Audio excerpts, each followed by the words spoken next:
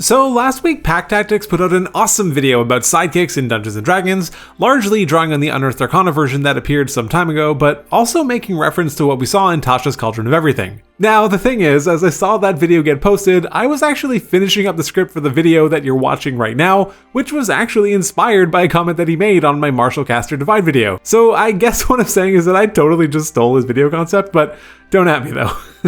But in all seriousness, I have made multiple videos about the ways that the Dungeons & Dragons design team can help improve the new player experience, which can also have a direct positive impact on the veteran player experience. In essence, what I'm saying is that if we make it easier to get into and understand the core mechanics of the game, the team can afford to take some more risks and push the envelope a little bit more when it comes to their final base and subclass designs. So with all that said, let's take a look at a system in the game which you almost certainly never knew existed, or maybe completely forgot about, at least until the Pack Tactics video came out, but I do promise that I have a different spin on it. I'm currently trying to hit a goal of 5,000 subscribers by the end of the year, and I'm getting so close to 4,000 as well, so if you'd like to help me reach some new milestones, a sub to the channel would be incredibly appreciated. Thank you so much. Sidekicks first officially appeared with the release of Tasha's Cauldron of Everything back in November of 2020. Feels like a different time. The main idea behind a sidekick was that you could incorporate them into your party as adventurers who would join on for either a short period of time or even possibly for longer. Sidekicks were meant to have a tie-in to a character's background or maybe the quest that they were about to undertake. The group could decide who would actually be playing the sidekick. It could be a shared responsibility between all of them, maybe the DM could play it, or even as the text suggests, a player could play the sidekick as their only character, which is ideal for a player who wants a character who's simpler than any typical player character. There's 3 types of sidekicks that you can choose from. The expert is something of a cross between a rogue and a bard, the spellcaster is something like a wizard meets a kinda sorcerer, and finally the warrior is mainly a fighter with a touch of barbarian. What's really cool about sidekicks is that they are fully capable of conveying the theme and aesthetic of the type of class that they are embodying without being nearly as cumbersome and overwhelming to learn and jump into. Take the expert's first level feature, Helpful. All this feature does is allow the character to use the help action as a bonus action on their turn. And yeah, sure, that sounds really boring from a power gaming perspective, or if you've been playing for a while, but you gotta remember that that's not the point and that's not who these are targeted to. These classes are essentially built to help teach players the game in simple but direct ways. Honestly, most people probably forget that the help action even exists, and this is a straightforward way of teaching the player about that rule, and then also allowing them to use it while still doing something else on their turn. They don't have to feel like they're sacrificing their entire turn just to help someone. What's great is that they double down on this design and built features that give a taste of their full class counterpart, but by incorporating it into a simpler package. Here's an example. One notable exclusion from the expert sidekick is Sneak Attack. It doesn't appear anywhere in the progression table. However, some semblance of it does exist in the 6th level feature, Coordinated Strike. This feature allows the expert, when they use their first level helpful feature to aid an ally, to then gain an additional 2d6 damage the next time they attack that creature. It also allows you to use the help action on creatures that are up to 30 feet away from the expert rather than the usual 5. This is honestly brilliant design. By 6th level, the player is going to be very familiar with how their helpful feature works. They've probably been using it all the time, but now, suddenly without changing the way that they have to play or interact, it just gets a ton better. The feature improves again at 11th level when it becomes Inspiring Help, which still changes nothing about the trigger for the effect, but now gives the character receiving the help a bonus 1d6 that they can choose to use on either the attack roll or damage, giving them a taste of bardic inspiration. This is what I think is really great about these designs.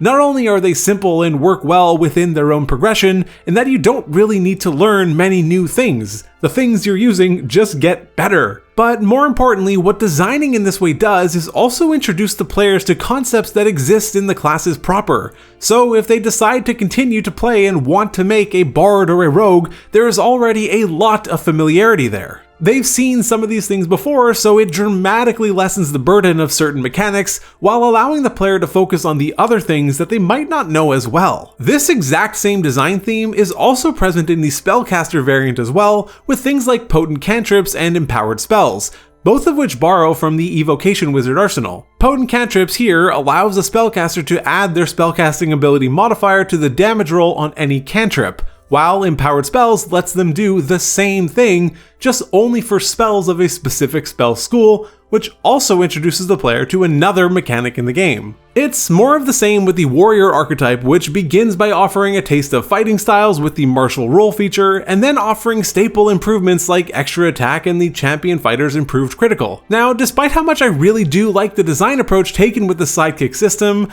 don't mistake that for me saying that it's perfect, because it isn't. There are definitely some issues with it, some of which even led the Pack Tactics videos to suggest using the UA version over the published one in Tasha's, and while I fully agree that the version from the UA is much better overall, I just don't like to suggest to new players that they should have to go find UA material to have access to something that I think should just be core to the game. That said, if the team ever does decide to officially endorse something like beginner classes in the eventual 6th edition or whatever, please base it off the progression in the UA version, or some kind of middle ground at least. Anyways, problems.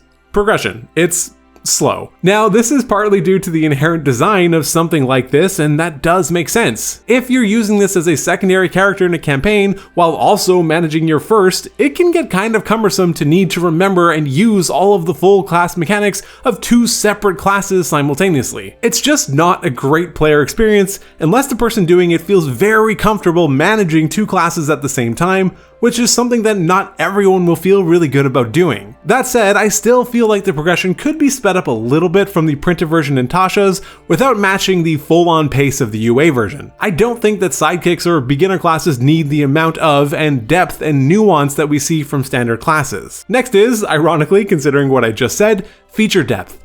There's not a lot going on here, but that's okay. Like I said, it's kind of inherent to the design that there isn't a lot going on, but if we were to make these into true beginner classes, I think they probably could do just a little bit more. One of my favorite examples to use when talking about this is a great starter adventure called The Hidden Halls of Hazakor by Insane Angel Studios. I'll provide a link in the description. They created a really great beginner-friendly adventure for 5e, and even included some small reworks to classes to help give players a bit more of an experience with their characters than they would typically get in a levels 1 to 5 adventure without being overwhelming. My favorite example of this is their pre-generated fighter, which is essentially a Battlemaster fighter. However, instead of having to wait to 3rd level to obtain maneuvers and your superiority dice, they instead get a feature right away at 1st level called Martial Mastery, which grants them Mastery Dice, a d6, and allows them to use 2 simple maneuvers in combat, the trip attack and the counter attack. I love this, since it's just a slightly scaled down version of the Battlemaster. You're not being asked to look through and pick maneuvers, you just get 2.